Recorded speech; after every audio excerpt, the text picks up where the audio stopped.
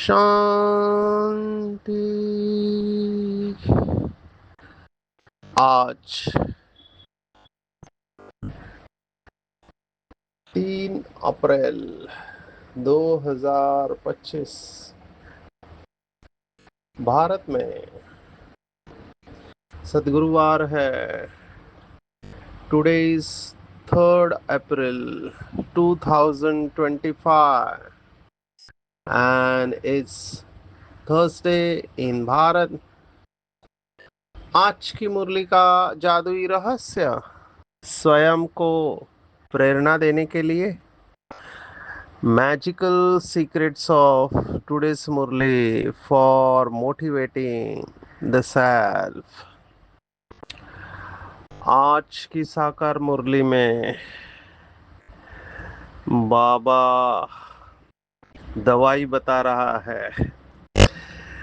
अविनाशी सर्जन है तो सर्जन ऑपरेशन करते हैं और दवाई देते हैं। तो बाबा ने आज बताया कि जो नया झाड़ है, आपने अगर देखा होगा जो नए पेड़ लगाते हैं तो उसको बहुत संभाला जाता है, क्योंकि जो कोमल पत्ते होते हैं वो पंछियों को बहुत पसंद होते हैं, वो खाते हैं या फिर कीड़े भी लग सकते हैं। तो बाबा ने कहा नए मीठे झाड़ को कीड़े लगते हैं और उसकी दवाई है मन मना भाव।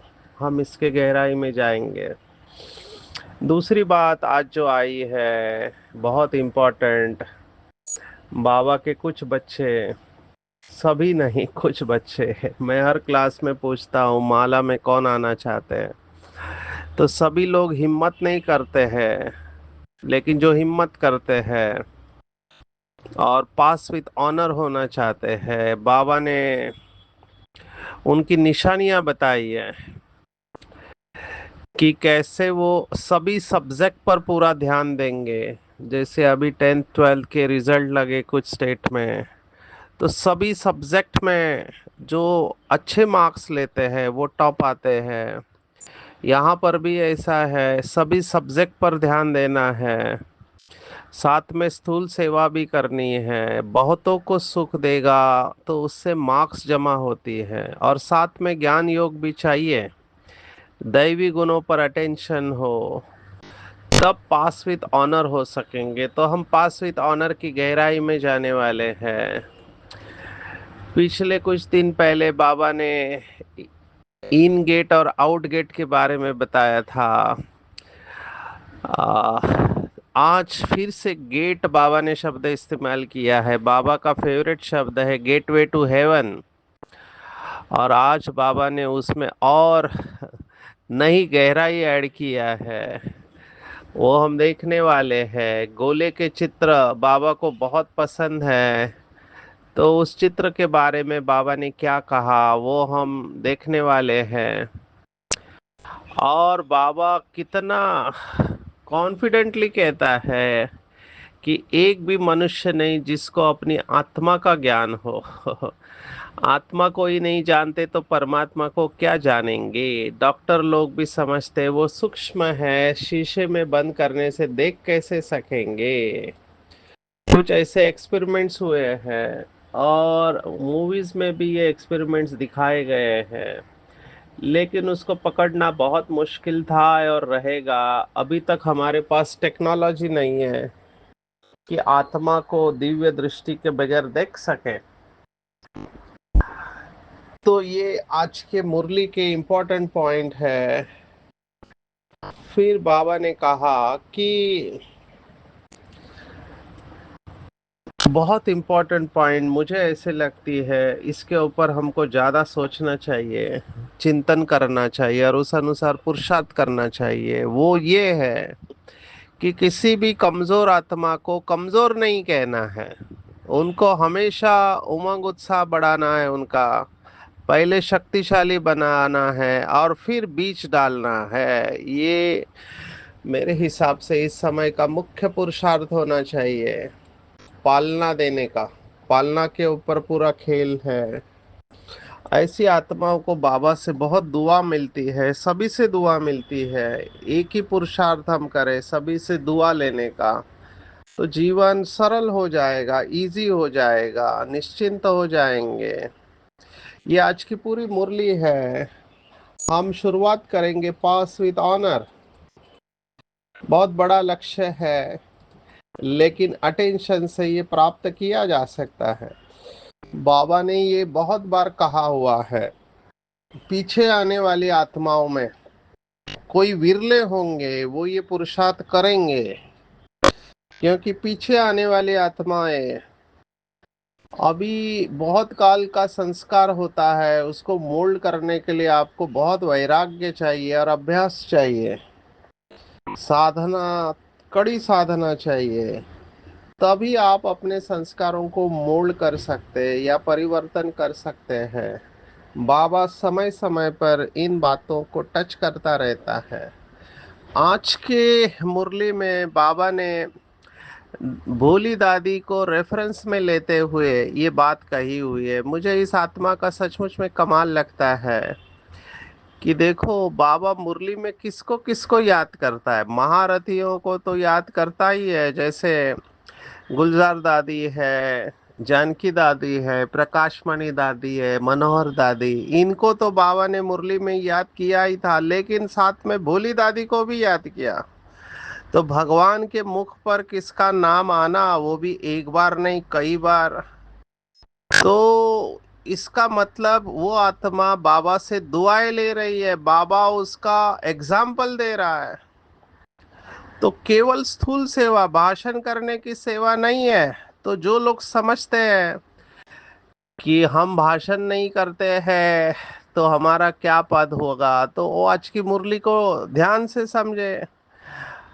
देखो भोली दादी में एक ही विशेषता थी कि वो भोजन बनाना जानती थी। आजकल मैं स्टूडेंट्स में देखता हूँ कंपटीशन होती है सेवा के चांस के लिए क्या क्या नहीं करते हैं कि मुझे सेवा का चांस मिलना चाहिए, मुझे स्टेज मिलना चाहिए, मेरा फोटो आना चाहिए अब मैं देखता रहता हूँ कि अभी ऐसा नहीं है कि जिन बाबा के बच्चों का फोटो नहीं आता है किसी मैगजीन में, टीवी में, वो सेवा नहीं कर रहे हैं या उनकी ऊंची अवस्था नहीं है। ऐसे गुप्त बच्चे भी हैं जिनको बाबा मुरली में भी याद करता है इशारे से।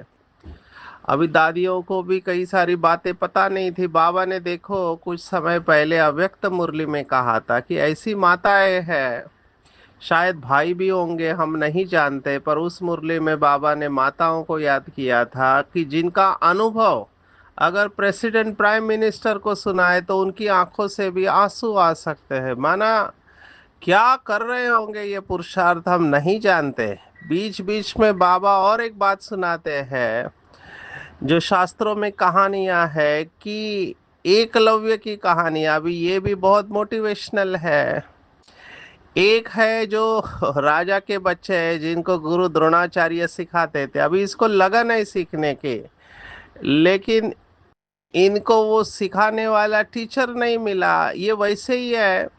बाबा ने कहा जो सामने बैठे हैं वो तीव्र पुरुषार्थ नहीं करते, लेकिन जो दुनिया में है वो तीव्र पुरुषार्थ करते। सामने वालों को इस ज्ञान योग का इतना महत्व पता नहीं है या उस नजर से देखते नहीं है, देखते भी है तो उनसे साधना होती नहीं है, तपस्या नहीं होती है। लेकिन जो बाहर की दुनिया में रहते हैं, बाबा ने कहा वो अच्छे जा रहे हैं, गृहस्थ में रहते हुए भी जा रहे हैं, अच्छे पुरुषार्थ कर रहे हैं। तो ये एकलव्य की तरह ही है कि भले बाबा से मिले नहीं है, बाबा से पालना ली नहीं है, मम्मा बाबा से पालना ली नहीं है, जैसे ये एकलव्य को गुरु द्रोणाचार्य की पालना नहीं मिली तो उन्होंने पुतला बना के उनके सामने साधना किया। अभी बाबा के बच्चे जो पीछे आए हैं उसमें भी ऐसी कैटेगरी है, हालांकि कम है, लेकिन ऐसी कैटेगरी है कि मम्मा का जीवन, बाबा का जीवन, दादियों का जीवन पढ़ के, उनकी कहानियां सुन के, उनको अपने आंखों के सामने रोल मॉडल रख के वो पुरुषार्थ कर रहे हैं, तो ये नंबर ले लेंगे। तो ये नंबर ले लेंगे। जिसको आगे आना है, अपने जीवन को श्रेष्ठ बनाना है, उसे कोई भी रोक नहीं सकता है। ये हिंदी में गीत बना था, जिसका साथी हो भगवान, उसे क्या रोकेगा आंधी और तूफान। तो जिसका निश्चय पक्का है, लक्ष्य श्रेष्ठ है और मेहनत करने को तैयार है, तो वो बाबा के बच्चे नंबर ले लेंगे। कहने का भाव ये है कि भले आप भाषण नहीं कर सकते हो, आप पढ़े लिखे नहीं हो, फिर भी अगर बाबा से जिगरी प्यार है, जिगरी शब्द बहुत इंपॉर्टेंट है, जिसको भगवत गीता ने कहा अनन्य, ये शब्द बाबा ने भी मुरली में इस्तेमाल किया, अनन्य बच्चे। और भगवत गीता 9वें अध्याय में कहते हैं, 22वां श्लोक है, अनन्याश्चिंतयन्तो मां ये जनाः पर्युपासते तेषाम नित्याभियुक्ताम योगक्षेमम वहाम्यहम्। ये श्लोक बीच बीच में याद करना चाहिए। जिनकी आर्थिक अवस्था ठीक नहीं है, जिनके सामने बहुत पेपर्स है, बार बार इसको याद करना चाहिए। भक्ति मार्ग में ऐसे कई सारे श्लोक है जिसको बार बार याद करने से बल मिलता है। उसमें ये श्लोक आता है कि जो अनन्य भाव, अनन्य मतलब जिसका एक शिव बाबा के सिवाय अन्य कोई नहीं, सर्व संबंध एक के साथ, शिव बाबा को जिसने अपना संसार बना लिया है, गॉड अल्लाह ईश्वर को, तो उसकी पूरी जिम्मेवारी बाबा उठा लेता है। जब भक्ति मार्ग में भक्तों की जिम्मेवारी बाबा ने उठा ली, उनको साक्षात्कार कराया, उनको इतनी मदद किया, कितनी सारी कहानियां हैं। महाराष्ट्र तो पूरा संतों से भरा पड़ा है, हर फील्ड में संत है महाराष्ट्र में। ऐसे ही बाकी स्टेट में भी होंगे, मुझे पता नहीं है, मैं तो थोड़े ही जानता हूँ। जैसे पंजाब में है, गुजरात में है, साउथ में भी होके गए हैं, बहुत स्थानों पर होंगे, हम नहीं जानते, क्योंकि ये बहुत बड़ा सब्जेक्ट है। भक्ति करने वालों का भी कम नहीं है राजस्थान में, मीरा, संत मीराबाई, ऐसे बहुत होंगे। तो भक्ति मार्ग में भक्त लोगों ने भगवान की मदद का अनुभव किया, तो जो स्वयं बच्चे हैं वो भी डायरेक्ट ईश्वरीय संतान है, जिन्होंने पहचान लिया और दिल से कहा मेरा बाबा। तो क्या वो ये अनुभव नहीं कर सकते? डेफिनेटली कर सकते हैं, लेकिन वही बात है कि दिल का सच्चा सच्चा स्नेह चाहिए, जिगरी याद चाहिए, तड़पाने वाली याद चाहिए, सिर्फ बोलना नहीं है। आजकल के जमाने में लोग बोलते रहते हैं I love you, I love you. अब ये अल्पकाल का होता है, जब तक अपना स्वार्थ निकलता है तब तक आई लव यू रहता है, जब स्वार्थ पूरा नहीं लेता है तो आई हेट यू बोलना चालू होता है। लेकिन बाबा के साथ ऐसा नहीं चलना चाहिए। बाबा तो जानी जाननहार है, आप भले मुख से कुछ भी बोलो। जैसे मैं देखता हूँ अव्यक्त बाप दादा के वक्त, बाबा पूछता है कि कौन समझते कर सकते, तो सभी हाथ खड़ा करते हैं, अभी बिना सोचे समझे हाथ खड़ा करते हैं। उनको पता ही नहीं बाबा क्या बोल रहा है, कितनी गहरी बात बोल रहा है, लेकिन एक तो भावना में या हाथ खड़ा करते, एक सोच समझ के हाथ खड़ा करते हैं। तो हमको सोच समझ के दिल और दिमाग को अच्छी तरह से यूज करके चिंतन करके अपने आप को उस अवस्था में लेके जाना है, जहाँ पर सभी सब्जेक्ट के ऊपर हमारा पूरा पूरा अटेंशन हो। ज्ञान, योग, धारणा, सेवा। सेवा तो वैसे देखा जाए तो लास्ट सब्जेक्ट है। शुरुआत ज्ञान से होती है, लेकिन मैं अब ये भी देखता हूँ कई लोग, बाबा के बच्चे भी चार कैटेगरी में है। वो जो हमने देखा भगवत गीता का श्लोक, चतुर्विधा भजन्ते माम, चार प्रकार के मेरे बच्चे हैं। ये चार मार्ग भक्ति मार्ग में बताए हुए हैं। भगवत गीता भी इसी सीक्वेंस में जाते हैं। ज्ञानी, उसको कहते ज्ञानी माना ज्ञान योग, फिर दूसरा भक्ति योग, फिर तीसरा है कर्म योग, और चौथा संन्यास योग। ये चार प्रकार के लोग हैं। हम इसको कहते हैं head, heart, hands and heels. माना एक दिमाग से चलने वाले, एक भावना से चलने वाले, एक केवल कर्म करने वाले और एक संन्यास वृत्ति वाले। तो ये चार प्रकार के लोग हैं। आपको देखना चाहिए आपकी डोमिनेंट पर्सनालिटी कौन सी है, आपके अंदर कौन सा भाव ज्यादा रहता है। मैं तो ज्यादातर लोगों को इमोशनल ही देखता हूँ, क्योंकि बगैर भावना के भगवान के पास आ नहीं सकते। दिमाग वाले बहुत कम आएंगे, लेकिन आएंगे तो बहुत फास्ट जाएंगे। बगैर भावना के भगवान के पास आना मुश्किल है। भगवान में भावना होना जरूरी है, लेकिन भावना के साथ ज्ञान भी जरूरी है। तो ये चार सब्जेक्ट हमको अच्छी तरह से समझना है। मैं इसको थोड़ा फिर से टच कर रहा हूँ, क्योंकि बाबा ने आज सब्जेक्ट्स की बात कही है। किसी भी यूनिवर्सिटी में टॉप आना है तो सभी सब्जेक्ट में मार्क लेने से होता है। जैसे आज बाबा ने कहा भोली दादी कर्मणा में मार्क्स ले रही है, दुआएं भी ले रही है। और भोली दादी की विशेषता मुझे बहुत अच्छी लगी कि वो इतनी सेवा करते हैं तो कई लोग उनको सौगात लेके आते हैं। लेकिन भोली दादी देखो बाबा ने क्या पालना दी होगी इन आत्माओं को। देखो भंडारी सबको खुश करती है तो उनके लिए सौगात भी ले आते हैं, ये भी सब्जेक्ट है ना। सौगात आकर देते हैं और वह कहती है हम तुमसे क्यों लो, फिर तुम्हारी याद रहेगी। शिव बाबा के भंडारे से मिलेगा तो हमको शिव बाबा की याद रहेगी। ये बहुत गहरी पॉइंट है। गहरी इसलिए है कि बाबा ने हमेशा कहा कि किसी से कुछ लेना नहीं है, क्योंकि लेंगे तो आपके ऊपर बोझा चढ़ेगा। हम तो ये हमेशा सोचते हैं यज्ञ से हम क्या ले रहे हैं और क्या दे रहे हैं। यहाँ पर हम जमा करने के लिए आए हैं, खर्चा नहीं करना है हमको। तो ये देखना चाहिए। पहली बात तो किसी से कोई चीज लेनी नहीं चाहिए।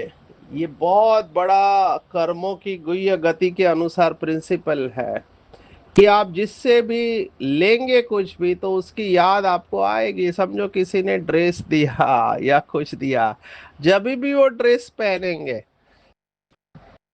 हर वक्त ये ड्रेस कहाँ से लिया तो आपको याद रहेगा। इसलिए कोई भी चीज लेना नहीं चाहिए। लेना है तो यज्ञ से लेना है तो शिव बाबा की याद रहेगी। बाबा ने ये नियम बहुत पक्के बनाए हुए, खास करके समर्पित भाई बहनों को ये ध्यान में रखना चाहिए। मैंने ये भी देखा है कई भाई बहनें लेते नहीं है, वो कहते बाबा के कमरे में जाके रखो, खुद स्वीकार कभी नहीं करेंगे। ये भी एक रॉयल्टी है, बाबा के कमरे में रखो। अभी बहुत सारी बातें इसमें होती है। मैं एक आत्मा का अनुभव सुनाऊंगा आपको, क्योंकि जब तक हम केस स्टडीज नहीं सुनते तब तक ज्ञान अच्छी तरह से समझ में नहीं आता है। अभी जो भी सौगात लेते हैं आपको नहीं पता कि सामने वाले ने किस भाव से, कहाँ से, किस तरह से पैकिंग करके लाया है। उसके अंदर बहुत कुछ होता है। हमारी बहनें बहुत बिजी होती है, उनको पता भी नहीं होता है कई बार क्या है, वो ऐसे ही लेके रख देते हैं। वो एनर्जी वहां से रेडिएट कर रही है।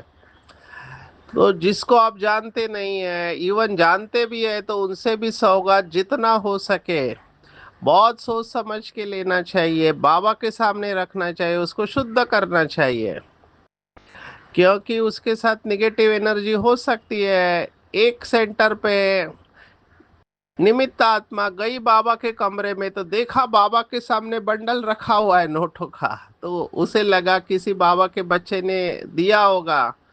उसने उसे उठाकर जाकर रख दिया कबर्ड के अंदर, फिर सेवा में बिजी हो गई। लेकिन थोड़े समय बाद वो महसूस कर रही है कि बेचैनी बढ़ रही है। तो उसे समझ में नहीं आया, शरीर का सोचा, पहले तो शरीर का ही सोचते, फिर देखा बेचैनी है, ठीक नहीं लग रहा है। बाबा के कमरे में जाके बैठे तो बाबा ने वो बंडल दिखा दिया उसको योग में। तो उसको समझ में आया क्या है, उन्हें तुरंत पैक करके मधुबन सागर में भेज दिया। मधुबन बेहद है, सागर है, सागर में सब कुछ समा जाता है। हमको नहीं पता कि जो भी सौगात हमारे पास आ रही है उसमें कौन सी एनर्जी है। तो ये बहुत आजकल अलर्ट रहना चाहिए। डरना नहीं है, लेकिन अलर्ट रहना चाहिए। और बाबा ने ये नियम शुरुआत से बताया, किसी के हाथ की कोई चीज स्वीकार नहीं करनी। खाने पीने की तो लेनी ही नहीं है, क्योंकि आजकल ट्रेन में वगैरह बहुत सारे रॉबरीज होते हैं, चोरियां होती है, वो सम्मोहन करते हैं, आपको पता भी नहीं चलता। किसी से शेक हैंड भी नहीं करना चाहिए। शेक हैंड माना हाथ में हाथ देना, क्योंकि उससे भी एनर्जी ट्रांसफर होती है। तो बाबा ने ये जो नियम बनाए हैं, किसी को टच नहीं करना, किसी से कुछ लेना नहीं है, ये बहुत अच्छे नियम है, हमारी सेफ्टी के लिए है। तो मुझे भोली दादी की विशेषता बहुत अच्छी लगी कि याद बाबा की रहनी चाहिए। तुम्हारी क्यों मैं याद करूं? तुमको याद करने से क्या मेरे विकर्म विनाश होंगे?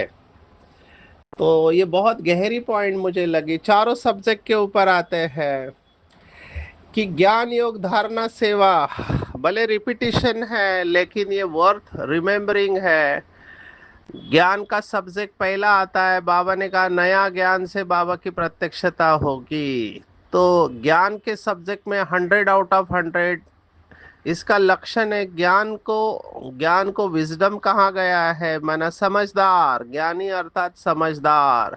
तो समझदार कभी ये नहीं कहेगा अरे ऐसा नहीं करना चाहिए था, ऐसा करते तो अच्छा होता, ये नहीं करते ये करते हैं।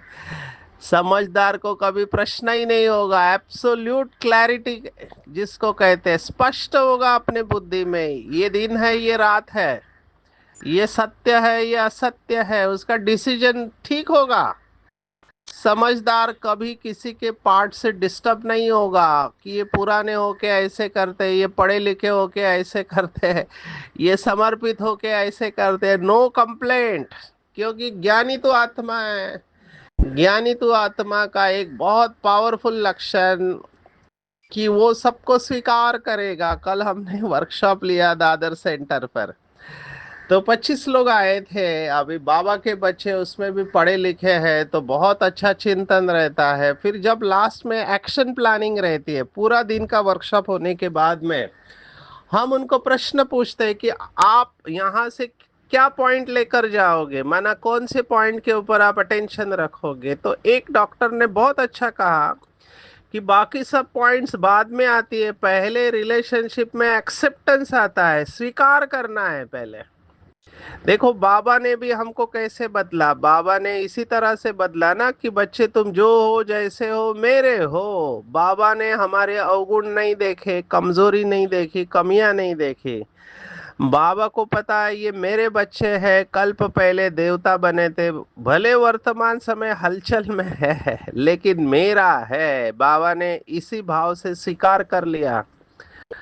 तो हमको भी एक्सेप्ट करना चाहिए। एक्सेप्टेंस बहुत बड़ा शब्द है अंग्रेजी का। हिंदी में कहते हैं स्वीकार करना, व्यक्ति और परिस्थिति को संपूर्ण स्वीकार करना। बाबा ने एक मुरली में कहा था ये ड्रामा तुम बच्चों को बहुत पसंद आना चाहिए। अगर आप देखो अवस्था खराब तब होती है जब हमको ड्रामा में कोई सीन पसंद नहीं आती है और हम सोचते हैं ऐसा तो होना नहीं चाहिए। तो ज्ञानी तो आत्मा में ये नहीं रहेगा। ज्ञान में 100% क्यों क्या कैसे ऐसे वैसे कुछ नहीं होगा, ज्ञानी फुल स्टॉप।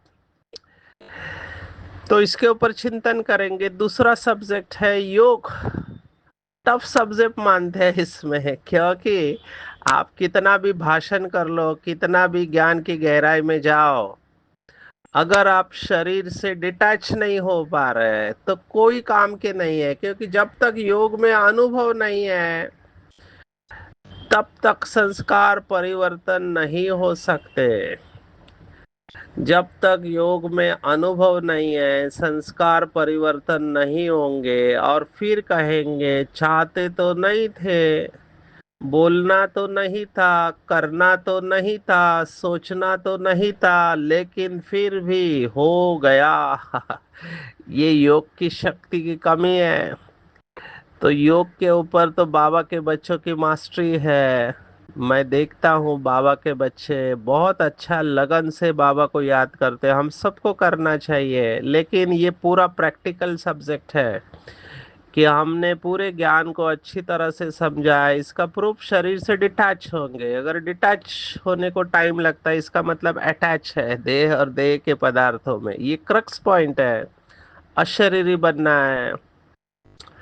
योग माना निर्णय शक्ति, बाबा ने कहा उनका डिसीजन परफेक्ट होगा।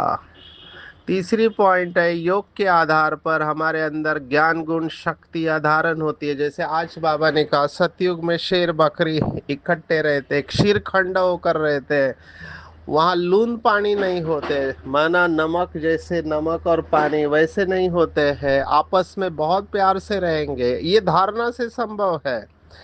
कितने स्थानों पर मैं देख रहा हूँ लोगों की आपस में बनती नहीं है, पुराने हैं लेकिन आपस में बनती नहीं है। क्यों नहीं बनती? डिफरेंस ऑफ ओपिनियन, या पास्ट में कुछ हुआ है उसको लेकर चल रहे हैं, उसको छोड़ नहीं रहे हैं। कितना बाबा सुनाता है कि बच्चे सतयुग में ये सब नहीं रहेगा, लेकिन हो नहीं रहा है प्रैक्टिकली। बहुत मैं आपको इसके ऊपर सुना सकता हूँ। एक जगह पे हमको महाराष्ट्र में सेवा मिली थी आयुष की। देखो, 30,000 डॉक्टर की सेवा हर डिस्ट्रिक्ट में। अभी एक कह रही है कि मैं करूँगी, दूसरी कह रहे हैं मैं करूँगी, क्योंकि एक ही एरिया में अलग अलग सेंटर है। तो हमने उनको बोला, देखो, गवर्नमेंट को नहीं पता कि आपके सेंटर अलग अलग है, वो यही जानती कि ब्रह्मा कुमारी एक है। तो एक योग करावे, एक भाषण करे। तो अभी क्या हुआ, ये साथ में नहीं आते थे, लेकिन ड्रामा ने इनको फोर्स किया साथ में आने के लिए। अभी मार्क्स इनको नहीं मिलेगी, मार्क्स ड्रामा को मिलेगी। अगर आप समय के पहले अपने को मोल्ड करते हो तो आपको मार्क्स मिलती है, और समय आपसे कराएगा तो मार्क्स समय को जाएगी, आपको नहीं जाएगी। तो ये सब आत्माएं अपना नंबर बनाते। कहना मेरा भाव है कि एक है नॉलेज होना और एक है धारणा में आना, वो तो टोटली अलग सब्जेक्ट है। धारणा सबसे बड़ा सब्जेक्ट है, ज्ञान गुण शक्तियों की धारणा। जो बाबा ने कहा, चेहरे और चलन से बाप की प्रत्यक्षता हो, लेकिन ये योग होगा तो होगा। और जो धारणा मूर्त है उसके हर कर्म में सेवा है। इतना सरल है ये चारों ही सब्जेक्ट। लेकिन वही बात है, सिंपल और डिफिकल्ट, सरल और कठिन, ये हमारे पुरुषार्थ के ऊपर है। जो मेहनत करते हैं, जिसके अंदर मास्टरी है, उसके लिए सब कुछ सरल है। जो साफ दिल है, जो अंदर एक बाहर एक है, जो युक्ति युक्त बनने के बहाने कुछ और ही करते रहते हैं, बेचारे अपना ही नुकसान करते हैं। तो डॉक्टर के मत पर डॉक्टर बनेंगे, भगवान के मत पर हम भगवान भगवती बन जाते हैं। या जी मुरली है, तो चिंतन करेंगे कि चारों ही सब्जेक्ट में मेरा अटेंशन है क्या, चारों ही सब्जेक्ट में मैं मार्क ले सकता हूँ। आत्मा का नॉलेज दुनिया में किसी के पास नहीं है। आत्मा नहीं है तो परमात्मा को क्या जानेंगे। तो बहुत अच्छी बात, इसके ऊपर चिंतन करेंगे। मुझे हमेशा लगता है धारणाओं के ऊपर हम ज्यादा सुनाए। आते हैं मेन वरदान के ऊपर। अभी हमको पता है कि जिस आत्मा का योग नहीं है, जो पीछे आने वाले होते हैं या आगे वाले भी जिनके संस्कार परिवर्तन नहीं, क्योंकि योग नहीं है तो वो कमजोर रहेंगे, तो उनसे गलती होगी। गलती होगी तो कई लोगों को गुस्सा आता है। बिल्कुल नहीं, दूसरे की गलती की सजा अपने को नहीं देना है। Anger is punishing yourself for someone else mistake. बार बार बाबा कह रहे हैं, बच्चे, रहम दिल दाता। मैं हमेशा कहता हूँ सेशन में, if you are not kind you are not spiritual. अगर आप रहम दिल नहीं है तो आप आध्यात्मिक नहीं है। ये बहुत गहरी फिलॉसफी तत्व ज्ञान है, दया क्षमा और शांति। अगर दया नहीं है तो आप शांति का अनुभव करना असंभव, मैं कह रहा हूँ असंभव है। दया क्षमा शांति इसी सीक्वेंस में जाता है। तो कमजोर को कभी भी कमजोर नहीं बोलना चाहिए, पहले उसको हिम्मत दो। आपने बाबा को पहचाना, आप साधारण नहीं है, आप महान है, आदि अनादि पवित्र आत्मा है। हिम्मत देने के बाद बहुत प्यार से उसके अंदर बीज डालो, तो उसका फल निकलेगा। अभी मैं कई बातों पे कंट्रोल कर रहा हूँ बताने का, कि ऐसी सब बातें होती है। हम फील्ड में रहते हैं तो बहुत सारी बातें आंखों से दिखाई देती है, लेकिन शुभ भावना यही काम करेगा। और मैं देखता हूँ इससे दुआएं मिलती है।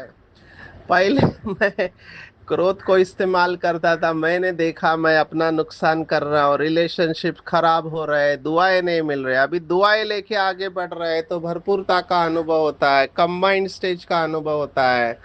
जैसे वो साइमस ट्विंस होते हैं, जुड़े हुए रहते हैं, ऐसे बाप और हम जुड़े हुए रहे तो कोई हमको अलग नहीं कर सकता, हमारी विजय निश्चित होगी। आज की पूरी मुरली में टेक होम है, चारों ही सब्जेक्ट के ऊपर अटेंशन देना है, ज्ञान योग धारणा और सेवा, तभी पास विद ऑनर बन सकते हैं। बहुत बहुत प्यार से चलना है, आपस में लून खंडन नहीं, बहुत मीठा होकर चलना है। बाबा की जो श्रेष्ठ मत मिली है उसके ऊपर चल के स्वर्ग का गेट खोलना है, रहम दिल बनना है, कमजोरी आत्माओं को कमजोरी नहीं बतानी है, पहले उनको हिम्मत देनी है, दुआएं लेनी है हर एक से, और कंबाइंड रहना है। अच्छा, ओम शांति।